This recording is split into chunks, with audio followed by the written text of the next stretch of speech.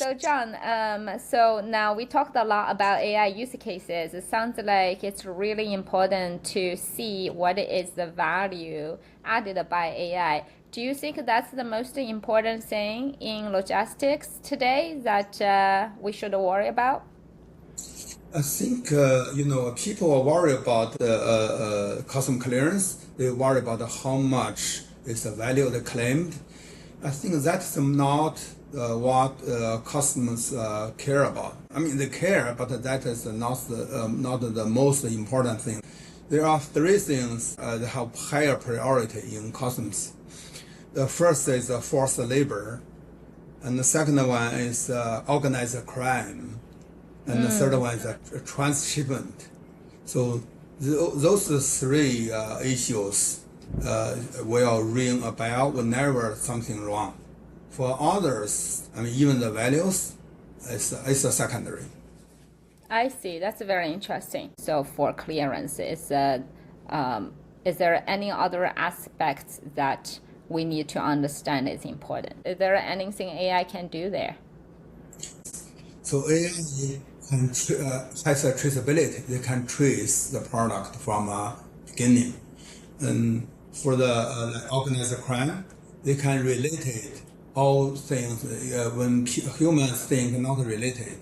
Also for the transshipment, they can trace the data from a different resource, different origination to put them together.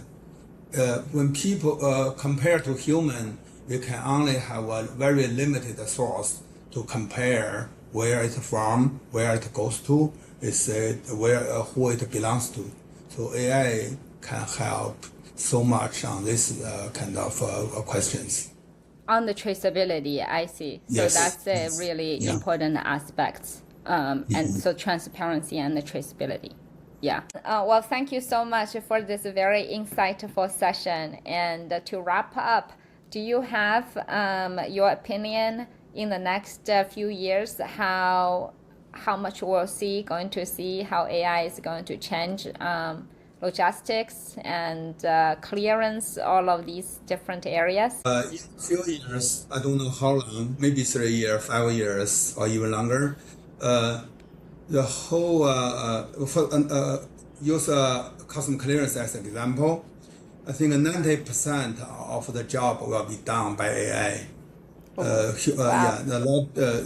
A lot of work can be replaced, by AI or automation.